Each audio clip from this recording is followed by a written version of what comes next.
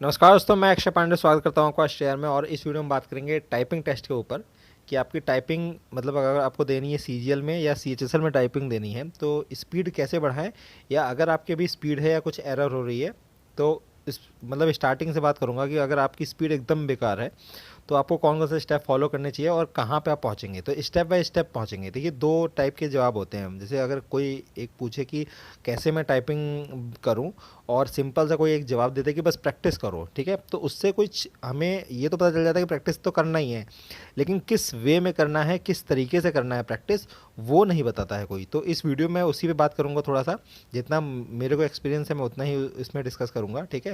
मैं बहुत ही प्रो मतलब बहुत टाइपिंग वाला नहीं हूँ कि बहुत तगड़ी वाली स्पीड आती है, लेकिन हाँ इतनी आएगी कि एग्ज़ाम क्लियर हो जाएगा। तो बस आपको उतनी ही रखनी भी है, ठीक है।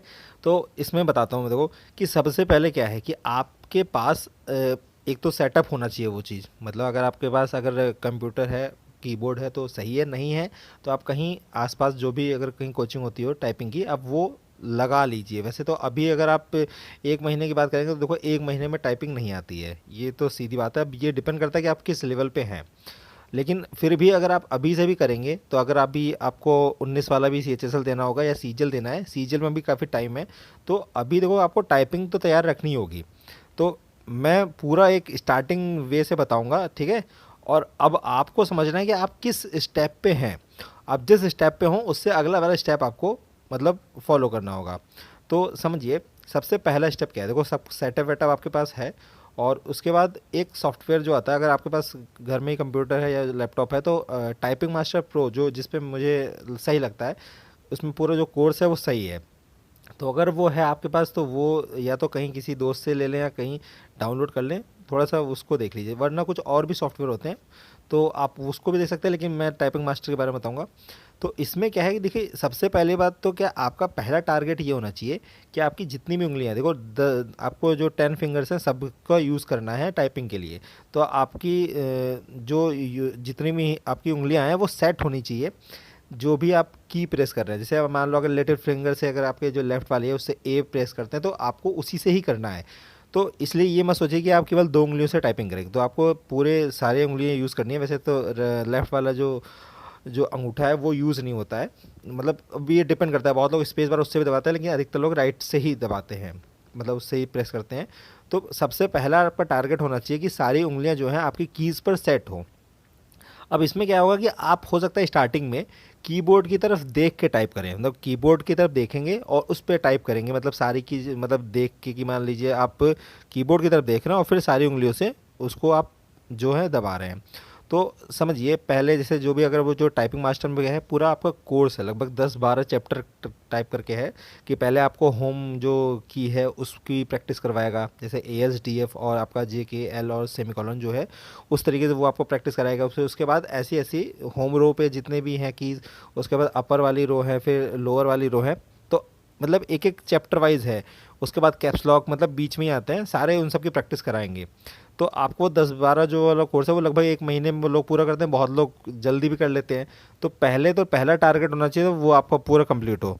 अगर वो नहीं है आपके पास तो सबसे इम्पॉर्टेंट बात यह है कि आप सारी उंगलियां सेट कर लें हर एक कीज़ पे, कि आपको इससे ये प्रेस करना है और आपको इससे प्रेस ये करना है।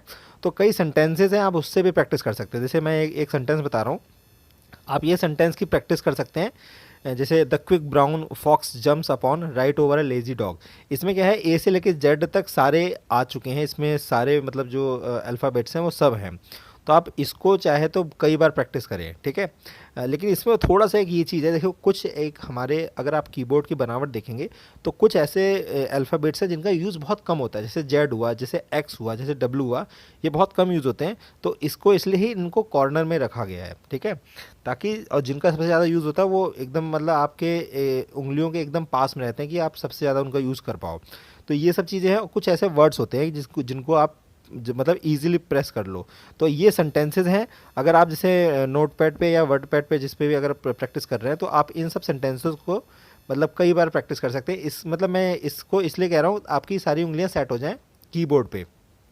लेकिन यहाँ पे इसका बाद जो स्टेप 2 आएगा, तो वो स्टेप 1 में क्या है कि आप कीबोर्ड की तरफ देख के टाइप करेंगे। ये पहला स्टेज है, एकदम बिगनर जब आप रहेंगे तब। उसके बाद जब स्टेप 2 आएगी उसमें क्या होगा, आपकी उंगलियां तो सेट हो चुकी होंगी, लेकिन अभी जो है कीबोर्ड की तरफ नहीं, अब स्क्रीन की तरफ देखेंगे, मतलब स्क्रीन की तरफ देख के टाइप करेंगे। और मतलब आपकी उंगलियां अपने आप मतलब जो प्रेस करेंगी, जो भी आप सोच रहे होंगे, मतलब जो भी आपको अगर वॉज या वर या जो भी लिखना होगा वो अपने आप होगा। बस ये है कि इसमें गलतियां बहुत होंगी। जैसे आपको एन प्रेस करना है, आपको एन की जगह एम हो जाएगा। आपको ओ प्रेस करना है, ओ की जगह पी हो जाएगा। आपको आई करना है, आई यू, उसमें बहुत कन्फ्यूजन होगी। आर टी में बहुत कन्फ्यूजन होगी, ठीक है। क्वामा और फुल स्टॉप में बहुत कन्फ्यूजन होगी। तो ये सब चीज़ें होंगी। जी और एच में बहुत कन्फ्यूजन होगी। तो ये अभी गलतियां होंगी आपकी। जो स्टेप 2 में आप रहेंगे, मतलब आप बिना देखे टाइप कर रहे होंगे, तो आप स्क्रीन पे टाइप कर रहे होंगे और बाकी ये सब चीज़ें करेंगे, तो ये सब छोटी मोटी गलतियां होंगी। अभी देखो, आपका मेन टारगेट स्पीड बढ़ाने पर नहीं होनी चाहिए। आपकी मेन टारगेट होना चाहिए आपका एक्यूरेसी सही रहे, मतलब आपकी उंगलियां सेट रहें, भले स्पीड कम आए, लेकिन गलतियां मत करना। क्योंकि अगर एक बार जैसे मान लीजिए कोई इंग्लिश से कोई चीज़, जैसे अगर आपको आदत हो गई है, तो आप फिर उसी से करेंगे। जैसे बहुत लोग को जो बी होता है, वो लोग राइट मतलब जो अंगूठा है उसी से प्रेस करते हैं। वरना तो अगर जो रूल के मुताबिक बात करें तो उसमें लेफ़्ट से ही प्रेस करते हैं, लेकिन कुछ लोग राइट से। तो अगर कुछ ऐसे कीज़ हैं, अगर आपकी आदत बन गई उसी से प्रेस करने की, तो वो आप हमेशा उसी से करेंगे। और फिर उसमें हो सकता है वो गलतियाँ हों, कि आपको जैसे कॉमा इससे करना है, या आपको सेमी कॉलन अगर इस वाली फिंगर से करना है, तो वो सब पूरा पैटर्न है कि उसी से करेंगे तो आप इजीली जल्दी जल्दी कर पाएंगे। तो सेकंड आपका स्टेप होना चाहिए कि आप जो है वो गलतियां कम करें। गलतियां होंगी उस वक्त कई, लेकिन उस वक्त ये है कि कीबोर्ड की तरफ आप नहीं देखेंगे, आप केवल स्क्रीन की तरफ देखेंगे, ठीक है। उसके बाद थर्ड स्टेप आएगी। थर्ड स्टेप में क्या होगी, गलतियां कम हो चुकी होंगी अब, मतलब अब कम गलतियाँ करेंगे। कुछ एक आध जो माइनर सी गलतियाँ होंगी, जैसे कॉमा और फुल स्टॉप की गलती अभी भी होगी। और कुछ जैसे ऐसे अल्फ़ाबेट्स आ गए, जैसे अगर आपको क्वेश्चन मार्क बनाना हो, ठीक है, या तो आपको डैश यूज़ करना हो, तो इन सब में थोड़ी बहुत अगर प्रॉब्लम होगी होगी, वरना इतना कोई दिक्कत वाली नहीं होगी। अभी थोड़ी सी आपकी स्पीड थोड़ी सी इंक्रीज़ हो जाएगी। मतलब अगर आप अभी मान लो स्टार्टिंग में अगर आप 18 या 16 या 15 स्पीड पे थे, या जिस भी स्पीड पे होंगे, तो अभी लगभग 4 या 5 वर्ड पर मिनट, या जैसी आपकी प्रैक्टिस होगी उससे आप बढ़ जाएगी, ठीक है।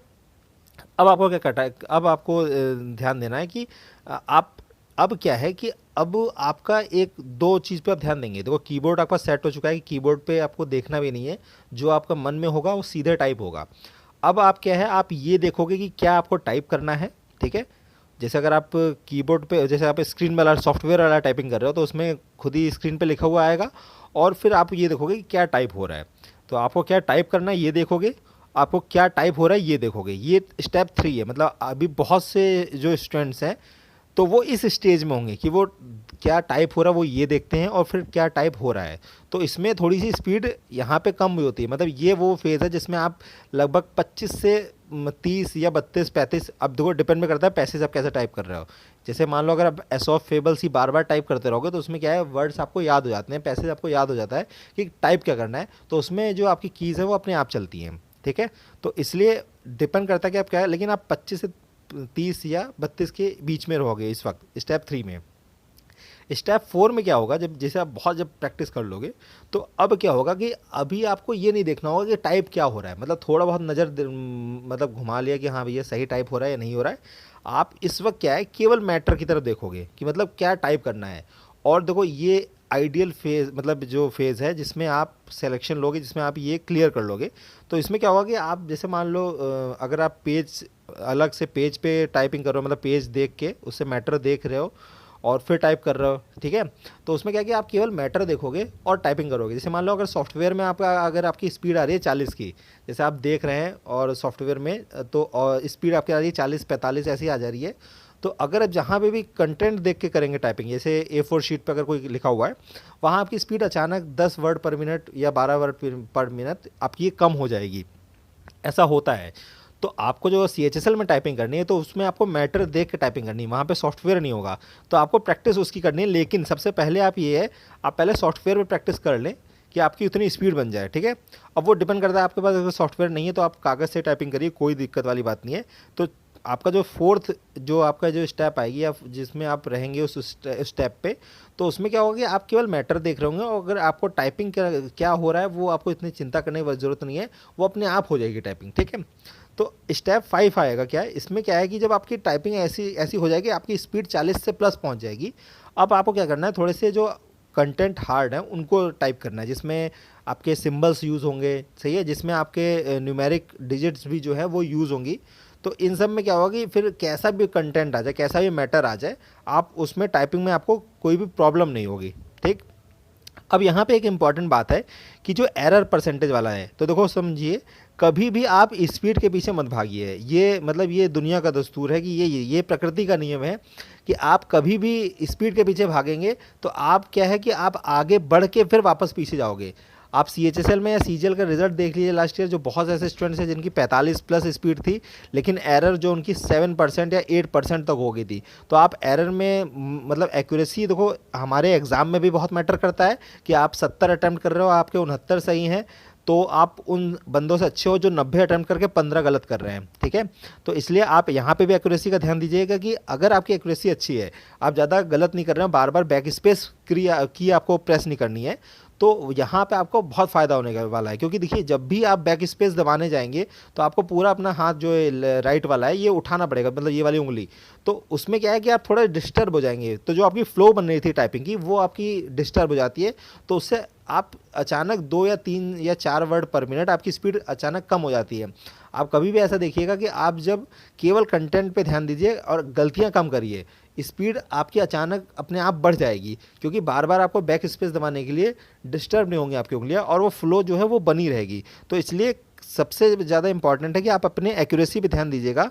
आप इसकी स्पीड के पीछे मत भागिए कि मेरी स्पीड नहीं आ रही है। एक्यूरेसी रहेगी, स्पीड अचानक बढ़ जाएगी, पता नहीं चलेगा। अब कुछ इंपॉर्टेंट बातें बताना चाहता हूँ मैं कि इन सब चीज़ों पे बड़ा ध्यान दीजिएगा, ये बहुत इंपॉर्टेंट है। तो देखो, सबसे इंपॉर्टेंट पहली बात ये है कि आप एक ही पैसेज बार बार मत टाइप करिए। मतलब जैसे होता नहीं कि अब हम लोग मान लो टाइप मास्टर प्रो में अगर हम प्रैक्टिस कर रहे हैं, तो जो एसओ फीबल वाला है या एस्ट्रोनॉट वाला है, कुछ ऐसे पैसेज होते हैं जो थोड़े से आसान है या कुछ है, या कोई आप एक शीट पे जो प्रैक्टिस कर रहे हो तो आप उसी शीट का वही कंटेंट बार बार मतलब वही टाइप कर रहे हो, तो ऐसा में क्या होगा कि वो कंटेंट जो है याद हो जाता है माइंड में, अपने आप उंगलियां सेट हो जाती हैं कि जो भी आपको करना है तो वो अपने आप प्रेस कर दोगे, तो वहाँ पे क्या है आपकी स्पीड बढ़ेगी। तो इससे आप तो खुश हो जाओगे कि आपकी स्पीड अच्छी है, लेकिन आपकी स्पीड एक्चुअल में वो उतनी नहीं होती है, वो स्पीड आपकी थोड़ी सी बढ़ी हुई दिखाते हैं क्योंकि आपको वो कंटेंट याद है। तो जब आपको कोई अलग कंटेंट मिलेगा जो आपको पता नहीं होगा, तो वहाँ पर आपको प्रॉब्लम होगी। ठीक है, और थोड़ा सा जैसे हम मॉक टेस्ट करते हैं एग्ज़ाम के लिए, तो हम थोड़ा सा टफ मॉक टेस्ट यूज़ करते हैं ताकि एग्ज़ाम जो है अगर उस लेवल का है तो भी हम हैंडल कर लें, और थोड़ा सा इजी आएगा तो हमें बहुत आसान लगेगा पेपर। ठीक है, क्योंकि हमारी स्पीड बहुत लगेगी। तो इसी तरीके से आप टाइपिंग में भी करिएगा थोड़ा सा, जब आप जब चौथे लेवल पे पहुंच जाएं आप, तो उसके बाद लास्ट में आप बहुत अच्छे मतलब पैसेज मतलब टाइप करिएगा जिसमें 10-10 या 12-12 अल्फ़ाबेट्स उसमें यूज़ हो, उतने उतने बड़े बड़े वर्ड हों, ताकि आपको टाइपिंग में वहाँ पे दिक्कत ना हो। ठीक है, सिंबल्स की भी आप प्रैक्टिस कर लीजिए, वरना बहुत दिक्कत होती है। वरना देखो, वैसे CHSL की टाइपिंग इतनी टफ नहीं आएगी क्योंकि इसमें कंटेंट अलग से दिया जाता है, तो इसलिए 35 वर्ड पर मिनट इसमें अच्छी स्पीड मांगी जाएगी। क्योंकि अगर केवल सॉफ्टवेयर पे होता तो वो आसान होता है, क्योंकि जो प्रैक्टिस करते हैं सॉफ्टवेयर पे 35 लाना आसान है, लेकिन जो कागज़ मिलेगा उससे टाइपिंग उससे 35 लाना थोड़ा सा मतलब एक लेवल अप पड़ जाता है। तो इसलिए मैटर जो है वो बहुत ज़्यादा टफ नहीं देते हैं। लास्ट ईयर के अधिकतर मैंने बहुत से लोगों का देखा था, मैटर कोई टफ नहीं था, और मतलब इजी था, पूरा पैसेज आपका आसान था, सिंपल वर्ड्स थे। ठीक है, एक दो जगह कहीं डिजिट यूज़ करी गई थी, और मतलब जो न्यूमेरिक वैल्यूज़, और बाकी कुछ वैसा सिंबल्स बहुत मतलब अलग नहीं था, केवल कॉमा फुल स्टॉप यही सब था, कहीं क्वेश्चन मतलब मार्क यूज़ हुआ हो तो बस, वरना बाकी कोई टफ नहीं था। ठीक है, दूसरा इंपॉर्टेंट बात, अगर कुछ वर्ड्स या कीज़ में आपको प्रॉब्लम हो रही है, जैसे कि मान हर बार एन दबाने जा रहे हो और एम प्रेस हो जा रहा है, तो इसके लिए आप प्रैक्टिस करिए अलग से। ठीक है, कुछ जैसे आपके वर्ड्स हैं कि जब भी आप वो वर्ड्स टाइप कर रहे हैं तो आपकी वो कुछ प्रॉब्लम हो ही रही है, वो कुछ भी वर्ड हो सकता है कि जैसे मान लो आप वो जैसे मान लो रिसीव आप लिखने जा रहे हैं, तो इसमें आप हमेशा जैसे कुछ ना ई और आई में कन्फ्यूज़न हो जा रहा है, गलती हो जा रही है। ठीक है, तो ऐसे कई एक वर्ड्स होते हैं कि जैसे आप कुछ सोच के बैठे हो कि हाँ इसकी स्पेलिंग यही होती है, तो वो स्पेलिंग आप वहाँ पे गलतियाँ करोगे, जैसे मिस्चीवस हो गया, या कुछ ऐसे ऐसे जो वर्ड्स नहीं होते जिसमें जैसे हमारे एसएससी में भी एरर्स में पूछते हैं, तो उसमें क्या होता है कुछ वर्ड्स ऐसे होते हैं जो आपके माइंड में फिट है कि वो वैसे ही होते हैं, तो उसको लिए थोड़ा सा ध्यान दीजिएगा। और कोई जो बहुत लंबा वर्ड हो तो उनको ब्रेक कर करके आप टाइप करिएगा, ताकि देखिए गलतियाँ ना हो, गलतियाँ ना होंगी तो सही रहेगा। आप कोशिश करिए कि गलतियाँ कम हो। ठीक है, और प्रैक्टिस क्या करना है, हमेशा 10-10 मिनट या 20-20 मिनट, ये स्टार्टिंग में बता रहा हूँ, बाद में आप जैसे ही आपकी प्रैक्टिस बढ़ जाएगी तो आप उस हिसाब से इसको बढ़ा सकते हो। तो 10-10 मिनट या 20-20 मिनट के सेशन में आप प्रैक्टिस करें तो उससे आपको फ़ायदा होगा। और वो मतलब सुबह भी प्रैक्टिस करें, अभी तो जैसे जब रिजल्ट आ जाएगा तो सुबह शाम दोनों टाइम प्रैक्टिस करिएगा कि प्रैक्टिस ज़्यादा होगा। तो इसका काम आपको CHSL में भी फ़ायदा होगा और CGL में भी फ़ायदा होगा, क्योंकि अभी टाइम काफ़ी है। तो 10-10 मिनट या 20-20 मिनट के सेशन ले लिए, 2-2 3-3 सेशन करिए, और मतलब लगभग 1-1.5 घंटे सुबह टाइपिंग करिए, 1-1.5 घंटे शाम को, जैसे आपके पास टाइम हो। या तो आप सुबह ही कर लीजिए। तो इस हिसाब से आप प्रैक्टिस करिए, नए नए पैसेज यूज़ करिए, और चाहे तो न्यूज़पेपर के आर्टिकल्स उठा के तब टाइपिंग करिए। मतलब आप बस ज़्यादा से ज़्यादा प्रैक्टिस करिए, जितना ज़्यादा प्रैक्टिस करेंगे। तो अब जो मैं अब मुझसे पूछोगे कि कैसे टाइपिंग स्पीड बढ़ेगी, अब मैं कह रहा हूँ प्रैक्टिस करिए। तो अब आपको एक जो पाथ है वो आपको पता है कि किस वे में आपको प्रैक्टिस करना है, कहाँ जाना है आपको, किस वे में आप जाएंगे प्रैक्टिस करेंगे तो आप किस जगह पे पहुंच जाएंगे। ठीक है, तो जितना मेरे पास एक्सपीरियंस था मैं उस हिसाब से आपको बताया। आपको अगर ये वीडियो अच्छी लगी तो इस वीडियो को शेयर जरूर करिएगा, इस वीडियो को लाइक जरूर करिएगा करिए, सही है। और चैनल पे नया है तो चैनल को सब्सक्राइब जरूर कर लीजिए। अगर कोई कन्फ्यूज़न है, कुछ ऐसा हो सकता है पॉइंट्स जो मैंने नहीं उठाए हों और आपको वो कन्फ्यूज़न हो, तो आप वो कमेंट में मुझसे पूछिए और मैं पूरी कोशिश करूँगा आपका जो कन्फ्यूज़न है मैं उसको दूर करूँ। ठीक है, तो बहुत बहुत धन्यवाद इस वीडियो देखने के लिए।